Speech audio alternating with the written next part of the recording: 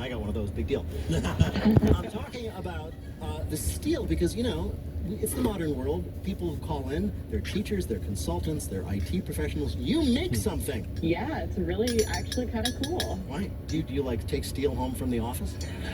I can't say yes or no. Right. Well, Jenna, welcome to the show. Bill Curtis is going to read you 3 news-related limericks with the last word or phrase missing Probably from each. give her stuff for her art, right? That's when you'll know it's your turn to fill in that last word.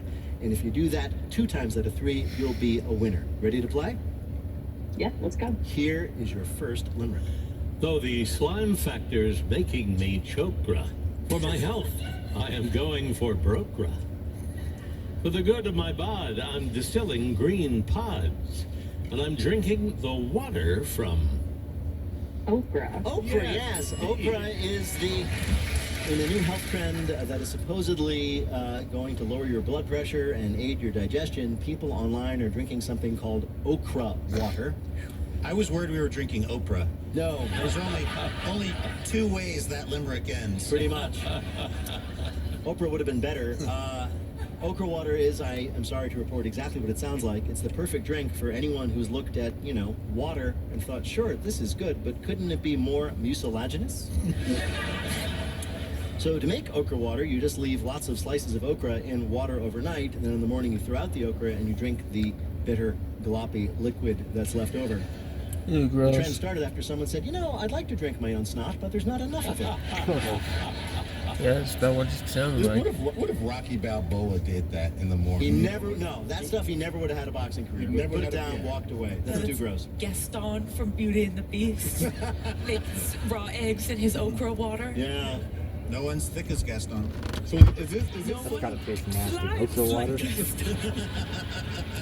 All right, What's Jenna, an here okra? is your next limerick. Though the internet answered with vegetable. rage, I did not lock my tot in a cage. I merely chose paint that is boring and faint. Now the baby's room's color is... Look at that. Beach? Beige, yes, that's right. Instead of the bright primary colors that we're all used to with children's stuff, more and more baby toys and decor and clothing is being made in beige and other neutral colors. Even the beloved TV character Bluey has become beigey. Well, there is a shortage of accountants in America, and the only way to get more of them is raise them in a beige bedroom Right. as babies. Here is your last limerick. Though not buff, I won't fave any shaming. With controllers on screens, I am aiming. New Olympic events will appear 4 years hence. I'll be getting a medal in... Gaming. Yes, very good. 3 in a row. Wow. An official at the International Olympic Committee said recently that they, quote, cannot ignore the staggering numbers, unquote, of video game players out there. So video games will probably be added to the Olympics sometime in the near future, say by 2032, when the top medal winners in the games will be the U.S., China, and the Mushroom Kingdom. So this is gonna replace because they breakdancing clearly. Oh, yeah. It went. So Thanks, Ray Gun. yeah. Bill, how did Jenna do in our quiz? Jenna is solid as steel. 3 in a row. Congratulations, Jenna. Thank you all so much. Jenna, take care. You too. Bye-bye.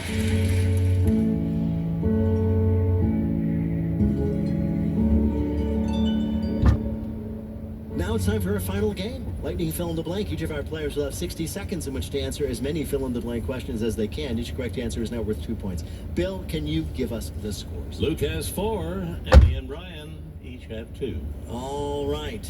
So I'm just going to arbitrarily choose Brian to go first. Here we go. The clock will start when I begin your first question. Fill in the blank. Okay. On Monday, federal authorities started an investigation into the fires that destroyed blanks in Oregon and Washington. Wildfires. No ballot boxes this time. But yeah, they were like wild in there. On Tuesday, the CDC confirmed that 15 people contracted E. coli linked to food from blank. McDonald's. Yes. On Wednesday, rescue workers confirmed that 1,200 people were still trapped after Spain experienced massive, disastrous blanking. Floods. Right. Saying they pose a risk to their health, schools throughout the country are banning students from blanking. Tweet texting. No, wearing Crocs, the shoes. On Monday, Apple unveiled the first features of their new blank feature. Artificial intelligence? Yes, Apple Intelligence, it's called. Best known for her roles in Young Frankenstein and Tootsie, Blank passed away at the age of 79. Damn. Terry Gar. Right. This week, a pizzeria in Wisconsin apologized to customers after they ran out of cooking oil and ended up using Blank instead. French fry oil. No cannabis oil. You know how it is, you run out of oil for your pizza you're making in a communal kitchen and accidentally you grab the bottle that somebody else was using to make pot brownies. About 70 customers reported getting super high after eating the pizza, which is of course the reverse order of the way it usually happens. Things got even worse when the restaurant ran out of those little Parmesan cheese packets and thought, well, we'll just send these little baggies of white powder instead. Bill, how did Brian do in our quiz? 4 right, 8 more points. A total of 10 puts him in the lead. All right. Emmy, you're up next. Here we go. Fill in the blank. According to a new report, Elon Musk has been in regular contact with blank for at least 2 years. Putin. Right. After serving 120 days in prison, former Trump Chief of Staff blank was released on Monday. Steve Bannon. Right. This week, the Los Angeles Dodgers beat the New York Yankees to win their 8th blank championship. World Series? Right. On Wednesday, Starbucks announced they would no longer charge extra for blank. Like one of those alt milks? Right, yes, non-dairy milks. This week, a group of skateboarders fulfilled the wishes of their recently deceased friend by blanking. Quitting? No, by turning Zedstone into a quarter-pipe skating ramp. For the first time in 130 years, the peaks of Mount Fuji in Japan don't have any blank on them in October. Snow. Right. Passengers flying from Seattle to Anchorage were outraged this month after a man blanked while in flight. From Seattle to Anchorage. Not important. Okay, all right. Not even sure why I mentioned it. What did he do, Peter? He opened a can of tuna. Oh, no. So a TikToker named Allie Jackson was sitting there, and she started filming when the person sitting next to her just reached into his bag, pulled out a can of tuna, popped it open, and just started eating it with a fork. The smell quickly filled up the plane, which was terrible for everyone except that family of cats traveling in row 34. Bill, how did Emmy do in our quiz? Really good. 5 right, 10 more points. Her total of 12 puts her in the lead. All right. So how many, then, does Luke Burbank need to win? 4 to tie, 5 to win. Not impossible, Luke. Here we go. Ready? This is for the game. Fill in the blank. After their opinion editor was prevented from publishing a presidential endorsement by their owner, over 250,000 people canceled their subscription to the blank. Washington Post. Right. In a move that sparked international outcry, Israel banned the UN group supporting refugees from blank. Gaza. Right. This week, several economic experts confirmed that America has managed to avoid a blank. Recession. Right. On Monday, a new rule went into effect requiring airlines to automatically refund passengers whose flights are blanked. Delayed. Right, or canceled. This week, a Canadian man was arrested for driving under the influence after he was caught blanking. Drinking maple syrup. No, driving a Zamboni into the sides of an ice rink while dressed as a kangaroo. On Thursday, the USDA announced plans to test raw milk for blank. Botulism. No, bird flu. After months of complaints online about their portion sizes, blank announced they were returning to, quote, consistent and generous portions. Chipotle. Right after residents of the UK started posting pictures of the Northern Lights on social media, authorities revealed that blank. It was a children's drawing of the Northern Lights. No, they were actually just the light shining up from a tomato factory.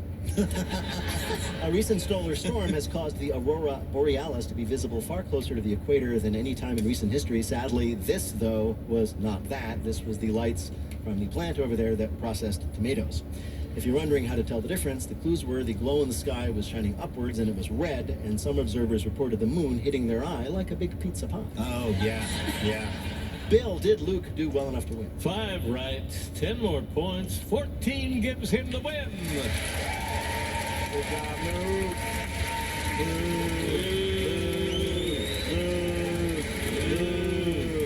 In just a minute, we'll ask our panelists, now that we know that animals drink alcohol, what will be the next surprising vice that we learn they have. But first, let me tell you all that Support for NPR comes from NPR stations and Progressive Insurance. Progressive is looking for individuals in a variety of career fields who want to help build a culture of inclusiveness. More information, including application, at progressive.com/careers. BetterHelp, committed to supporting mental health through therapy and helping clients find balance. Clients are matched with one of 35,000 therapists for online therapy from anywhere at betterhelp.com/public. And Indeed, designed to be an end-to-end hiring solution for businesses of all sizes to attract, interview, and hire candidates, all from one platform. Learn more at indeed.com/NPR. Wait, Don't Tell Me is a production of NPR and WBEZ Chicago in association with Urgent Haircut Productions. Doug Berman, Benevolent Overlord. Philip Goedeke writes our limericks. Our public address announcer is Paul Friedman. Our tour manager is Shayna Donald. Special thanks this week to our old friend Gary Yeck. And thanks as always to the staff and crew at the Studebaker Theater. BJ Liederman composed our theme. Our program is produced by Jennifer Mills, Miles Dornbos, and Lillian King. Special thanks to Blythe Robertson and Monica Hickey. Our intimacy coordinator is Peter Gwynn. Emma Choi is our vibe curator. Technical direction is from Lorna White. Our CFO is Colin Miller. Our production manager is Robert Newhouse. Our senior producer is Ian Chillock. And the executive producer of Wait, Don't Tell Me, that's Michael Danforth. Now, panel, what wild things will animals be getting up to? Brian Babylon. It comes to find out that McGruff, the crime dog, has been selling drugs the whole time.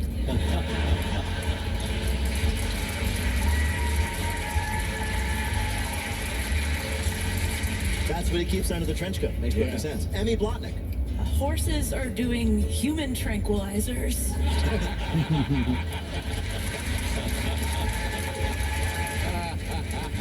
And Luke Burbank. They'll become addicted to gambling, but the slot machines, when they come up cherries, it will be actual cherries. Well, if any of that happens, we're going to ask you about it right here on Wait, Don't Tell Me. Thank you so much, Bill Curtis. Thanks to Brian Babylon, Emmy Blotnick, and Luke Burbank. Thanks to our fabulous audience who came out to see us at the Studebaker Theater. And thanks to all of you for listening out there, wherever you might be. I'm Peter Sagal, and we'll see you next week.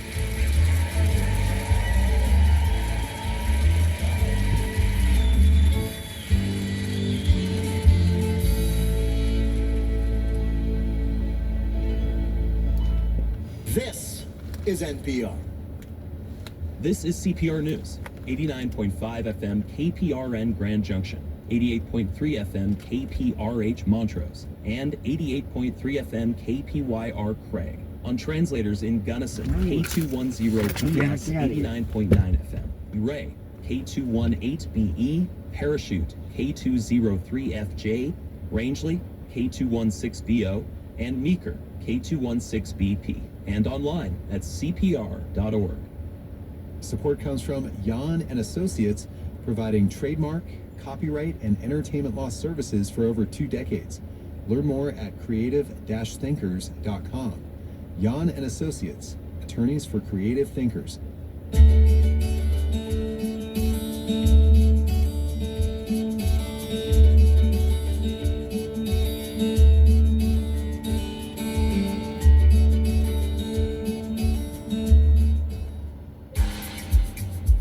Both of you, who is your comedic North Star of presidential impressions? I think Alec Baldwin. He was pretty good acting like Trump. Maya Rudolph as the vice president. She nails her literally inside and out. Yes, the cadence of how she talks, I'm like, I don't know how you got that, but you got that. All right, well, today on It's Been a Minute, we pass the mic to NPR's Pop Culture Happy Hour. Our friends at PCHH are looking back at late-night comedies, election coverage, and what it takes to make the funny out of the frenzy. But first, how fear has shaped the 2024 election and our culture at large. The economic anxiety of the country is now thrust upon immigrants and immigration, and the idea of cultural change that frightens people has been pinned on trans people. All that and more after these headlines. Live from NPR News in Washington, I'm Nora Robb. 2 days before Election Day, both major presidential candidates are focusing on swing states. At a rally in Lidditz, Pennsylvania today, Republican Donald Trump said he shouldn't have left the presidency in 2021. Trump also mentioned the assassination attempt against him in Butler, Pennsylvania over the summer, suggesting he wouldn't mind if the reporters covering the rally would be in the way of another attempt. And I have this piece of glass here, but all we have really over here is the fake news, right?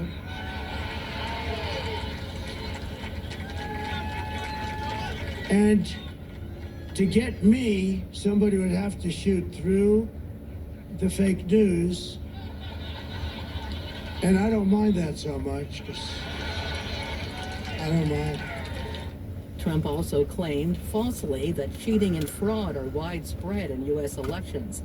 Democrat Kamala Harris addressed those comments in Detroit, Michigan today. So here we are on the Sunday before the election, and I would ask, in particular, people who have not yet voted, to not fall for his tactic, which I think includes suggesting to people that if they vote, their vote won't matter. On another topic, Harris said as president, she would work to end the war in Gaza and establish a two-state solution where Palestinians would have the right to self-determination and security. Michigan is home to a large number of Arab Americans. While in Detroit, Harris stopped by a chicken and waffle place owned by former Detroit Lions player Ron Bartel. Harris took a break from the battleground states last night to go to New York to appear on Saturday Night Live. She appeared with Harris impersonator actor Maya Rudolph in matching shoots, and she told her, "You got this." Ahead of Tuesday's Election Day, more than 76 million voters have cast their ballots early so far. As NPR's Hansi Luong reports, election officials are urging absentee voters who haven't returned their ballots to drop them off in person soon. Most states require absentee ballots to be received by Election Day. That includes the swing states of Arizona, Georgia, Michigan, North Carolina, Pennsylvania, and Wisconsin. And if you are an absentee voter in one of those states who has not returned your ballot yet, election officials recommend handing it off in person at your local election office or at any available drop box. The U.S. Postal Service says mailing your ballot now puts it at risk of arriving after Election Day, which in most states would get your ballot rejected. 18 states do accept mail ballots later if they're postmarked by Election Day. USPS says not every ballot may get a postmark, so stop by a post office to make sure yours gets one. Anzi Luong, NPR News. This is NPR News in Washington. Severe storms, including tornadoes, swept across Oklahoma early this morning. The Oklahoma City Police say at least 6 people were taken to hospitals. Authorities say tens of thousands of homes and businesses lost power. The former Soviet Republic of Moldova is facing a tight presidential race and a referendum on joining the European Union. Katie Toth reports some are calling the contest an inflection point between the country's ties to Russia and Western ambitions. On her way to cast her vote, Catalina Gucciu says she wants EU supporter President Maya Sandu to get 4 more years. After the last elections, I was really disappointed because I understood that our nation is really divided. Sandu's challenger, socialist Alexander Stoyanoglu, wants a balance between Europe and Moscow. This is the second round of a race rocked with scandal. The last round also had a vote on joining the EU, which passed by a hair. Moldovan police said they found $39 million in vote buying against the EU and Sandu from pro-Russian oligarch Elon Shor. Shor denies buying votes. Today, the Election Commission says it's been fending off repeated cyber attacks, while democracy watchdog group Promo-Lex has counted more than 100 serious election violations. For NPR News, I'm Katie Toth in Chisinau, Moldova. Officials, including the king and the prime minister, visited the Valencia region today, 5 days after devastating floods that killed more than 200 people. Food. They were met by angry residents who pelleted them with mud and sheltered insects, failing to respond quickly to the disaster. I'm Nora Robb, NPR News back. I didn't know to do that. Support for NPR comes from NPR stations. Other contributors include Easy I got it to where I can working see to help everything. organizations with their food needs again, with online ordering from a nationwide network of restaurants, flexible employee lunch programs, and more. All on one platform. $40 worth of food Learn up there. more at Probably 30. easycater.com. Pisses me off. Attention Attention all CPR members. Your giving that experience pumpkin? just Is got that, easier thanks to the Member Center, a new tool designed exclusively for managing your membership. Fixture up there? It's a one-stop shop Tell where the you kids can goodbye, update take your it off. giving, track your contributions, download donation What are you history, talking about? change your name or address, and more. Big old tumbleweed Check up it there in out the tree. and get your account set up today on the support page at cpr.org. It's been there since yesterday. Remember before we went to bed, I commented. I'm like, I know. it's I just know. But barely what I'm hanging. saying is, when is it going to go ahead and be able to and move you're again? listening to It's Been a Minute from Huh? NPR, a show about what's going What? on in culture and why it doesn't happen by Probably hung accident. out. Kid probably dumped a fishing line right there and it wrapped itself around. That's why it's hanging off the edge. Or something else up there. Yeah, he was up there This one week, day we're just connecting the dots with a between spool of mass fishing line, and I saw him spin several of it off. and bad jokes. I know. I think know. it just wrapped around the pole and got stuck. Connected. Well, we're going to Yeah, find out we with had any NPR's wins. Sergio Martinez Beltran and Trend/Media host and journalist Imara Jones. Kitty's on day Sergio, 12. Imara, That's on welcome day to It's 2. Been a Minute. So happy to be here with y'all. Thank you so much. Oh, so happy to have you both. I know this will be hard to narrow down, but if you could describe I this put that pickle election juice cycle in one the word or drink, I phrase, thought. what would it be? Let me try it I first. would say intense. That was really pretty good. The rhetoric related to immigration and so many other issues has been more serious, has been more intense. What about you, Imara? Chaotic. I think from what's happening at the national level to local level to ballots being burned, chaotic is my word. Well, I mean, I will say I think I'm much more fucking lame yesterday. I heard it. It's already 1 o'clock.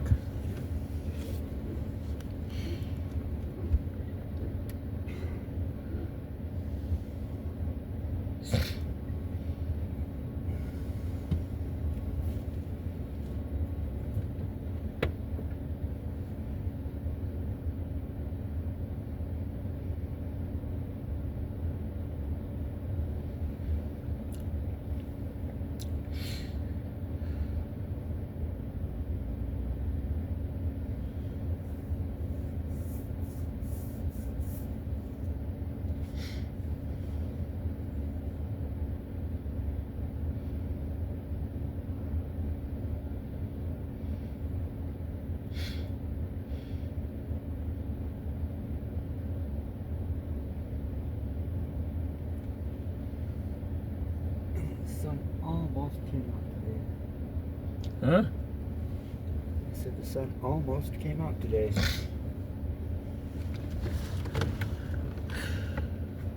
Yeah. Thought it was going to come out earlier. It got really bright for just a second, and then just like now, big old cloud went over.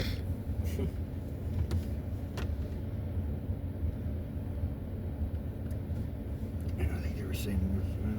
Are they saying more snow tonight, or was that tomorrow? Tonight or tomorrow?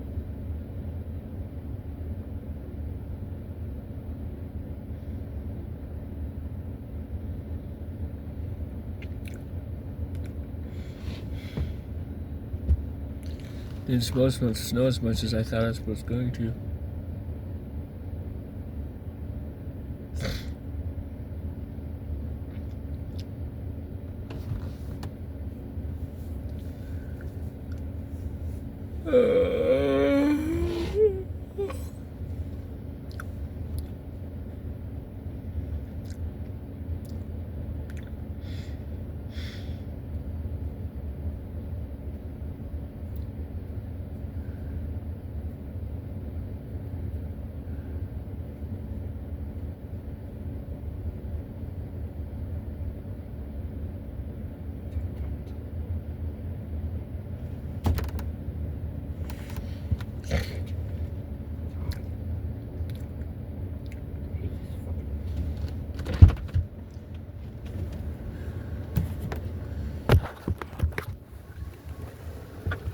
Back inside.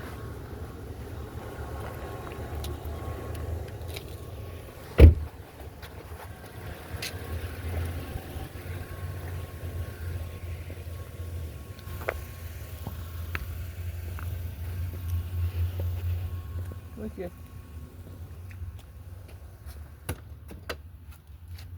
Okay. Kitty, kitty, kitty.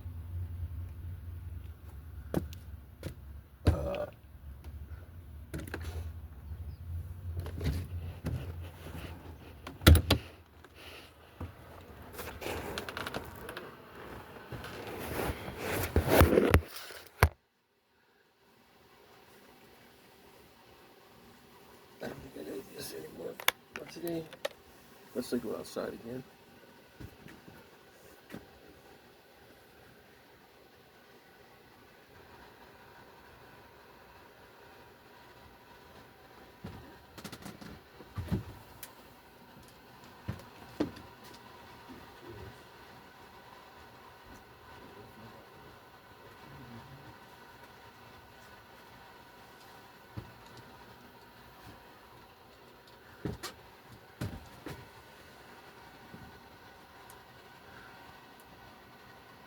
Other friends.